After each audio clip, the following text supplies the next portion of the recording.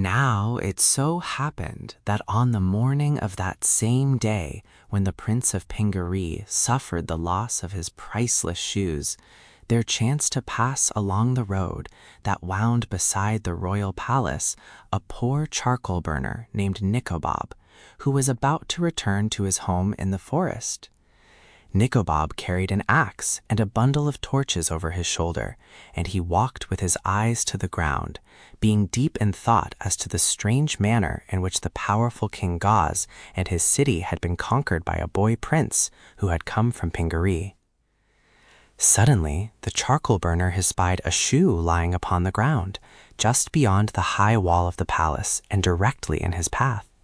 He picked it up, and seeing it was a pretty shoe, although much too small for his own foot, he put it in his pocket.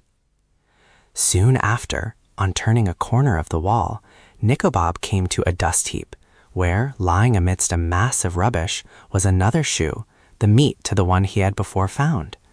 This also he placed in his pocket, saying to himself, "I have now a fine pair of shoes for my daughter Zella, who will be much pleased to find I have brought her a present from the city."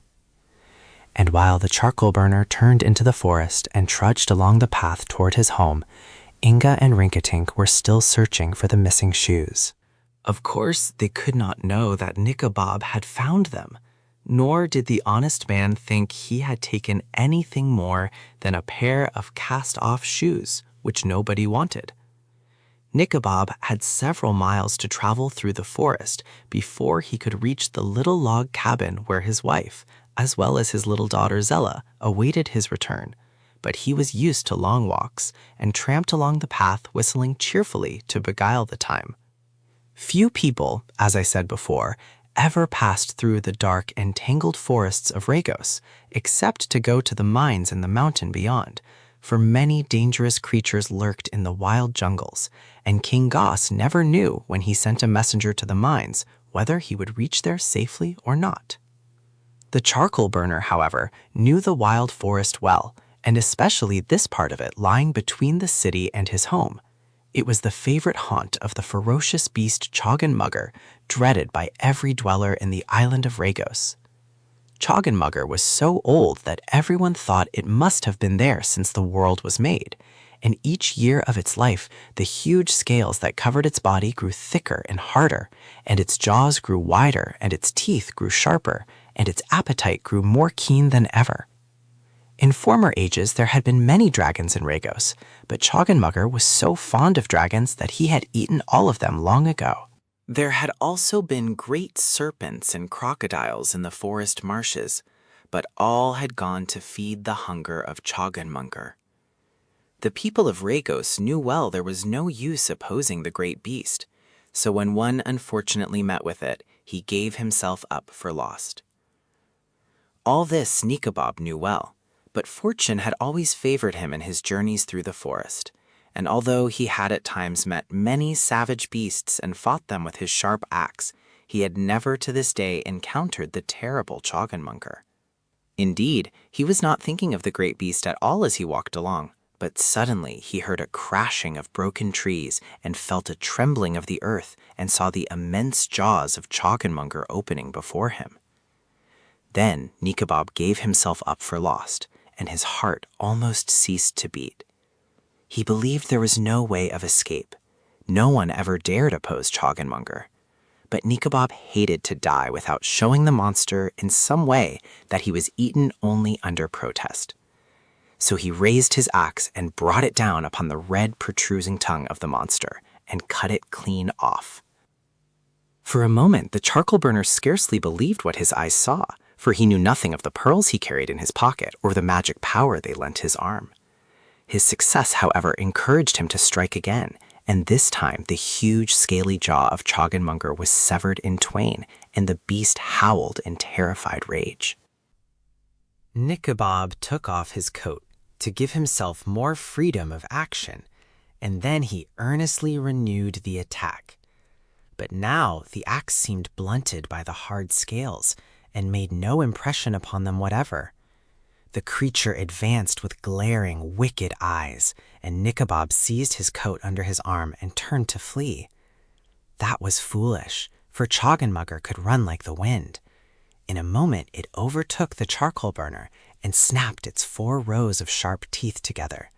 But they did not touch Nikobob, because he still held the coat in his grasp, close to his body, and in the coat pocket were Inga's shoes, and in the points of the shoes were the magic pearls. Finding himself uninjured, Nikobob put on his coat, again seized his axe, and in a short time had chopped Choggenmugger into many small pieces, a task that proved not only easy, but very agreeable. "I must be the strongest man in all the world," thought the charcoal burner, as he proudly resumed his way, "for Choggenmugger has been the terror of Regos since the world began, and I alone have been able to destroy the beast. Yet it is singular that never before did I discover how powerful a man I am." He met no further adventure, and at midday reached a little clearing in the forest, where stood his humble cabin. "Great news! I have great news for you," he shouted, as his wife and little daughter came to greet him. "King Gauze has been conquered by a prince from the far island of Pingaree, and I have this day, unaided, destroyed Choggenmugger by the might of my strong arm." This was indeed great news. They brought Nikobob into the house and set him in an easy chair and made him tell everything he knew about the Prince of Pingaree and the fat King of Gilgad, as well as the details of his wonderful fight with mighty Choggenmugger. "And now, my daughter," said the charcoal burner, when all his news had been related for at least the 3rd time, "here is a pretty present When Zella and her mother were not working in the cabin, cooking or sewing, they often searched the neighboring forest for honey, which the wild bees cleverly hid in hollow trees. The day after Nikobob's return, as they were starting out after honey, Zella decided to put on her new shoes, as they would keep the twigs that covered the ground from hurting her feet. She was used to the twigs, of course, but what is the use of having nice, comfortable shoes if you do not wear them? So she danced along very happily, followed by her mother, and presently they came to a tree in which was a deep hollow. Zella thrust her hand and arm into the space and found that the tree was full of honey, so she began to dig it out with a wooden paddle. Her mother, who held the pail, suddenly cried in warning, "Look out, Zella, the bees are coming." And then the good woman ran fast toward the house to escape. Zella, however, had no more than time to turn her head when a thick swarm of bees surrounded her, angry because they had caught her stealing their honey and intent on stinging the girl as a punishment. She knew her danger and expected to be badly injured by the multitude of stinging bees. But to her surprise, the little creatures were unable to fly close enough to her to stick their dart-like stingers into her flesh. They swarmed about her in a dark cloud, and their angry buzzing was terrible to hear. Yet the little girl remained unharmed.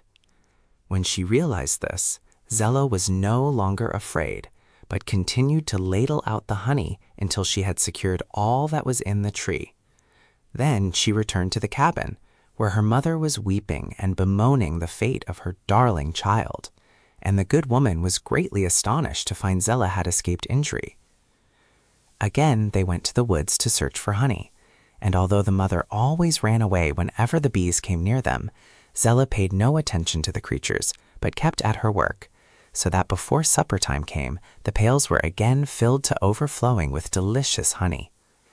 "With such good fortune as we have had this day," said her mother, "we shall soon gather enough honey for you to carry to Queen Kor, for it seems the wicked queen was very fond of honey, and it had been Zella's custom to go once every year to the city of Koragos to carry the queen a supply of sweet honey for her table.